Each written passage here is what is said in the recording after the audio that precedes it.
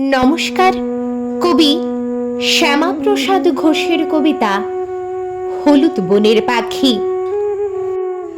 গাছের থেকে বলল ডেকে হলুদ বনের পাখি, কুসুমপুরের মেলায় যাব, প্রিয়ম যাবি নাকি?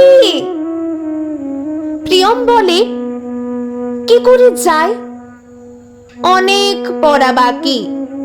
তার চেয়ে পাখি বলো আমায়, কোথায় কুসুমপুর? পাহাড় ঝরা শ্যামলী নদী তার চেয়ে কি দূর? সেখানে কি রাখাল শোনে দইওয়ালাদের সুর? পাখি বলল, শ্যামলী নদী তার ওপারে বন, বন পেরিয়ে একটু গেলেই তেপান্তরের কোণ। বনের পাশেই সমুদ্রের ভীষণ আলোড়ন, সমুদ্র পেরিয়ে গেলেই আছে চাঁদের পাহাড়। পাহাড়তলির সোনার ফসল অপূর্ব তার বাহার। সেই ফসলই কুসুমপুরের মানুষজনের আহার।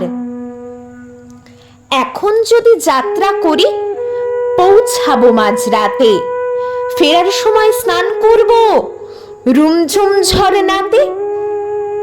বল না প্রিয়ম, কি আনবো, কি দেব তোর হাতে?